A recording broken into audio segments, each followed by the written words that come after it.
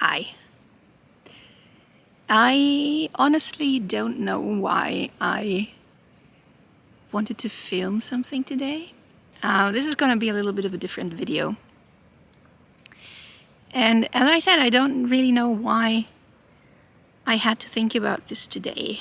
But I wasn't, at the beginning when I started this YouTube channel, I wasn't quite sure what the topic of this would be. Things that were important to me. And zero waste is definitely one of the things that is important to me. But if you were to ask my friends what one of my most important character traits is, they would probably say I'm an unbelievable optimist. Like, one of my nicknames is Happy Hobbit, because I go through life and I always try to see the positive side in things. I like to make people laugh. I'm not saying that I'm particularly funny, but I'm very attuned to vibes in a room, so I can clearly see, when something is becoming a negative situation. I always try to lighten the mood. I like people to be happy. I want them to be happy. And I also want to be a happy person. And I think for the most part, I am. I am a very optimistic and happy person. But if you were to ask me why I am like that, I think it has to do with a few events in my life. And that is something that I don't necessarily think about much, but when I was 10 years old, I remember I was in 4th grade. I was 10 years old. It was actually the summer holidays between the 4th and 5th grade, so it was just after elementary school. And I remember a friend of my mom coming to our house, and my mom and them having a really serious conversation in the kitchen, and I was like, of course, I was curious. I wanted to know what was going on. And so I went into the kitchen and I said, Mom, what is happening?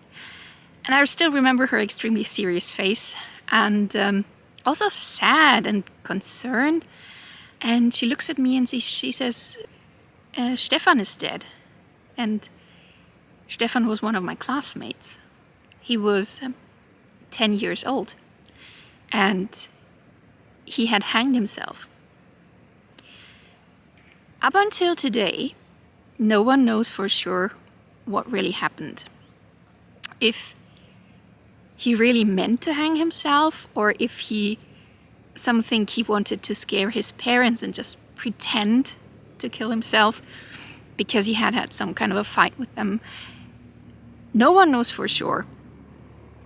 But the fact still is, he hanged himself and he was dead.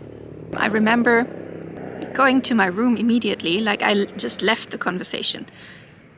I just turned around and went to my room and closed the door. And I didn't know what to do because I couldn't process it. So I didn't cry right away. I was just shocked, extremely shocked. And death is a part of life. And sooner or later you realize people die. And for some people it's probably even earlier than me and with people closer to them. I'm sorry, I knew at some point I was going to cry.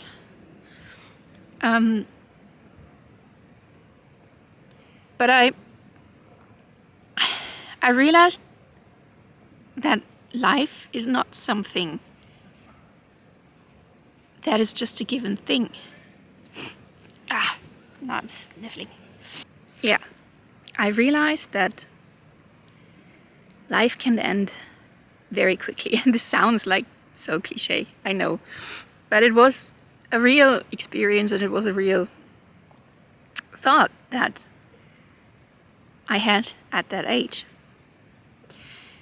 And it wasn't the last experience like that. I remember another friend of mine. I was older at that time. I was in my early 20s, and I remember we were going out and I saw a friend that night that I hadn't seen in a long time. We were not particularly close, but he was a nice guy. I knew him. And we hadn't talked to each other in a long while. And we were sitting together in a booth at a pub. And we were just having such a nice conversation. And he was... I was in a good mood at the day. I don't know why. And he tried to cheer me up. And he told me, like, I had always been his dream girl, which wasn't true. I had a boyfriend and he was just trying to cheer me up. But it was such a nice conversation. A few weeks later, he crashes his car and dies. And that hit me especially because I had just talked to him just a little bit earlier. I had talked to him and I still remember his face looking at me across the booth and saying, and he had this unbelievably great smile, like this big smile on his face. And he says, "Oh yeah, you've always been my dream girl." And a few weeks later, dead.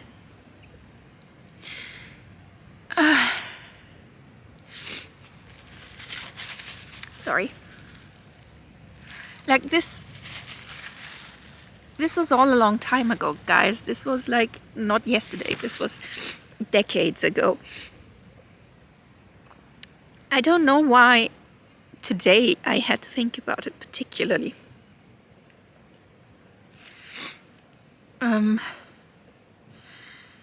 Now, you're probably thinking, well, what does that have to do with how you started the video? You know, me being a very optimistic and happy person. I think subconsciously, what I took away from these events was life is just not a given thing. It can end very quickly. And I know everybody knows that at some level. You know you're not gonna live forever. You know you could have an accident and die tomorrow, but do you really ever think about it? I don't think many people do. And I don't think it's healthy to think about it all the time, that tomorrow you might die. But I think subconsciously, that was always a thought at the back of my head. You might be dead tomorrow. You might not live for much longer. You don't know.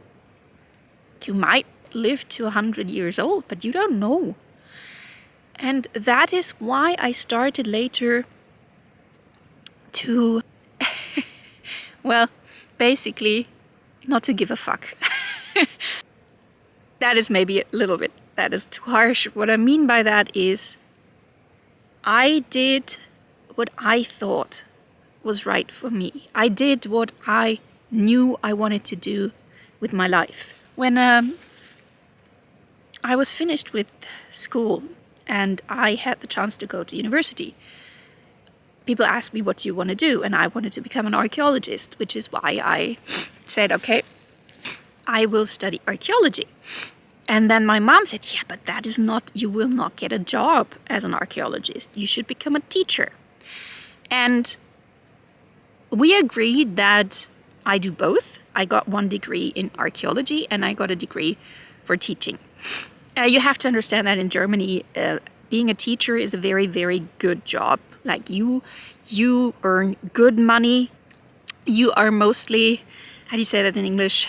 You are on tenure, so you cannot be fired. And you get really good pension. So my mom, obviously, as a parent, wanted the best for me, and she said, you should become a teacher. Although I never had any intentions to become a teacher, but I got that degree. And then when I was finished, and everybody expected me to start now teaching, and I knew I didn't want that. So I said no. And I had a really big fight with my parents about it. We were fighting for a longer time. I said, no, I don't want to become a teacher. I'm not doing that. I know I won't be happy doing that, so I'm not doing that. So they ask, yeah, what are you going to do instead? I'm like, I could do a PhD in history and archaeology. I would like to stay at university, maybe. I wasn't quite sure, what I wanted to do, but I thought maybe I could do a PhD and then, I would see.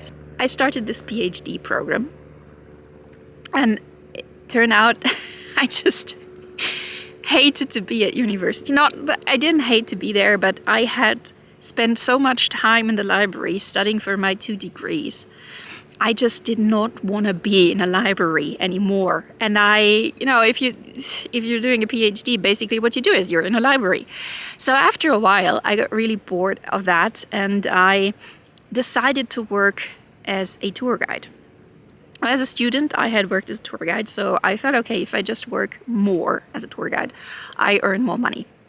And my parents were horrified, because they were like, this is not a job. You need to get your PhD as soon as possible, and then you need to get a proper job. And after a few years, I was like, you know what? No. I want to work now. I don't want to get a PhD. I do not want to be a teacher. I just want to work now, earn enough money so I can live off that. And I just want to be. I don't want to become anything. I just want to be. I worked as a tour guide, and I had enough money for whatever I needed. I didn't need much. I still shared a flat with some friends. I didn't own a car. I didn't need anything. I just wanted to be, for a while, independent and not think about what I had to do, what everybody expected me to do. It doesn't mean that I did not feel at some point the pressure of finding a secure job. I was talking in another video about the fact that I got an office job at some point because I felt like, okay, I need security, so I need a better income. So I got an office job for a while. I hated it, so I quit. And I just worked as a tour guide again. I never regretted these decisions. I joined a theater group after my failed PhD. And it was one of the best decisions of my life. I was on stage. I loved it. I put so much energy and effort into these theater projects. I basically planned my whole life around it. Now, people normally have a job and they plan their free time around the job. For me, it was the opposite. I planned my free time, my projects, my theater projects, and I planned my whole job around it, and it worked. And people were always like, because a lot of people in that theater group were younger than me, they were still students, and they were like, how do you do that? I want to be like you when I'm finished with my degree, with my university. Oops. There's a mosquito. I want to be, they always said, this is so impressive. Like, you do what you want to do and you enjoy your life and you're always so happy. I want to, a lot of people say that to me. I'm not exaggerating that. I just want to be like you. And then very often when they finished their degrees, they didn't try to live the life that I lived, doing what you want and planning the rest around it. They did what society expected them to do. They got a regular, steady job. They come to visit, and very often I look at them and I'm like, you don't look happy. You don't look happy in your life. Why don't you change something? And I think, like, I've been rambling on and on for a long time now, but I think what I want to say here in this video is life is not something you should just accept as something that happens. Life is something you should make happen, if that makes sense. You should do what you want to do with your life. You should not think about what other people want you to do with your life. Yes, parents mean well. And friends mean well, but they don't know what you want, what makes you happy. And I always encourage my friends and people around me. I always say, are you happy doing that? if you're not happy, change something, do something else. And very often they are too scared to do it. And I feel like what for me is the different thing is whenever I'm not sure if I want to do that or not, like with the office job, after a while I think about Stefan again. Because think about what Stefan would tell you if you talk to him now. I mean, I don't know where he is, but wherever he is, I'm sure he has a grand old time. I just hope he's absolutely happy where he is now. And I always imagine what he would say. You know, if you had a conversation with him and you were like, oh, I'm not happy with my life. Like, I have so much stress in my job. And I wanna quit my job. I want to do something different, but I don't think I can. Imagine talking to him. And he would say, hey, dude, I've been dead for decades now. I never get to do anything that you did. Like, he never, I assume, like we were 10 years old, I assume he never had a girlfriend, obviously. He never experienced falling in love. He never experienced finishing school and having a degree. He never experienced finding his passion in life, what he wanted to do. That's all stuff that he could not do because he died at 10 years old.